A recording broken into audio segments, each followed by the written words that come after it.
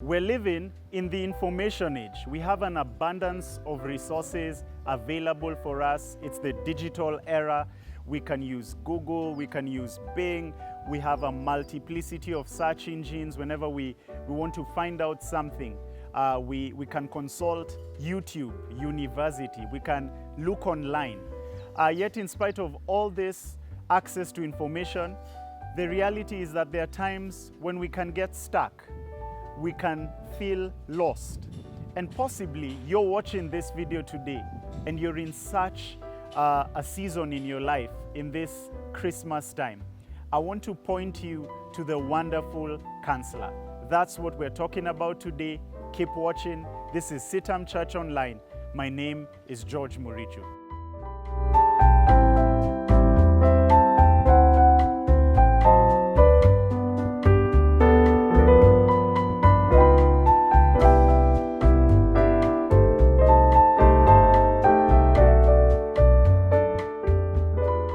In the book of Isaiah chapter 9 verse 6, we are given a prophecy about Christmas. We're told about this son who is given, and that talks about Jesus Christ.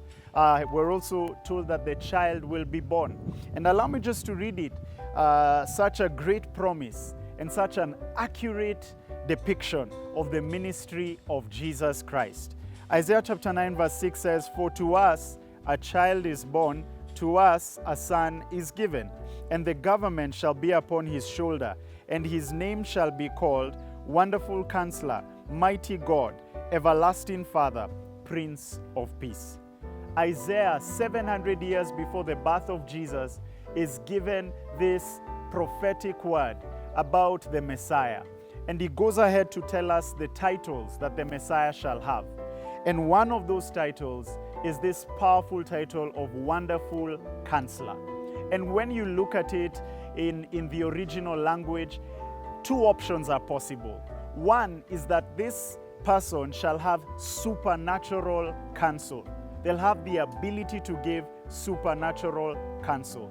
But the second option is that the counselor himself, he will be supernatural. He'll be a supernatural counselor. And when I think about that, I am from the helping profession, the psychology background. That's my first area of training. And the reality of psychology is that we have boundaries. There's a place where therapy cannot go beyond. There's a place that therapy is not able to address. There are things that therapy cannot help to address. In as much as it's called the helping profession, we have our limitations. We have a place beyond which we cannot go. And what I see here is a counselor who goes beyond those limitations. He goes beyond every challenge, and he's able to supernaturally minister to people. He is the wonderful counselor. But he's also the one who possesses supernatural counsel. You see, as a psychologist, as a counselor, or as a therapist, my counsel has limitations. And a good picture of this, particularly in scripture, is one of David's counselors. We're told of David's counselor in the book of 2 Samuel. His name is Ahithophel, and he was one of the wisest men who lived. His counsel was good. And he ends up taking his own life when David refused to take his counsel. So you see a picture of Ahithophel, in spite of counseling others and helping others and pointing them in the right direction, Ahithophel encountered the limitations of his own counsel. Another picture of a wise person, someone who gave lots of counsel, is Solomon, David's son. Solomon was the wisest man who ever lived. Yet, when you consider the life of Solomon, you see that his own wisdom was not able to trickle down into his life. He acquired many, many wives, and his wives turned his heart away from God. And we encounter Solomon at the end of his life worshiping other gods right there in the heart of idolatry. The reason I'm saying, pointing us to these two men, is that they were famous for their counsel, yet their counsel had limitations. Ahithophel ends up hanging himself. Solomon ends up turning away from God.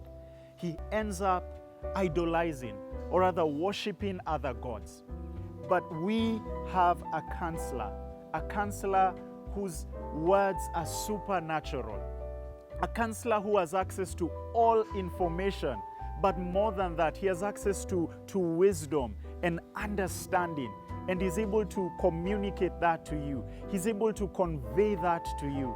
So in this Christmas season, if you are at a place where you feel lost, you personally, like when you consider yourself, in spite of all the access to information that you may have, you feel lost. You feel like you don't have direction. You don't have a sense of clarity about the future.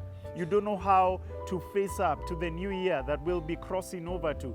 You don't know what to do with your life in spite of access to all these things. I want to encourage you to consult the wonderful counselor, the one whose counsel is supernatural, but secondly, the one who in and of himself is supernatural. He's divine. He has no limitations to knowledge. He's able to guide you about your purpose. If you're asking questions about purpose, he's able to guide you to that. If you're asking questions about relationships, there's no one who's better in terms of relationship counseling than Jesus Christ. Of course, he pours out his Spirit and he uses men and women full of the Spirit of God to issue that counsel. Yet I just want to encourage us that first and foremost, like David of the Bible, we can inquire of the Lord. You can seek his counsel today. Are you having financial issues and you're wondering, how will I get out of this massive debt? Or how will I be able to multiply my streams of income? Part and parcel of the counsel that flows out of Jesus is counsel about money management. But the reality above all these things into which he speaks into, he is able to give us the counsel that our hearts genuinely need. He's able to give us the medicine that addresses the malady of our hearts. And that's the issue of sin. And he addresses it. He addresses it right into where it pinches, where the shoe pinches.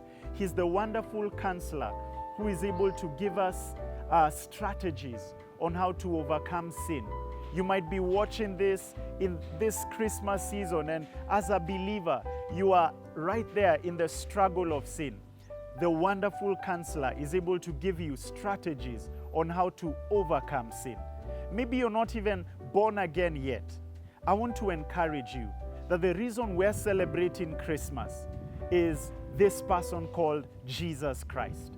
This Son of God who became a Son of Man, so that you who's a son of man would become more like the Son of God. And he is able to give you that counsel to make you wise unto salvation.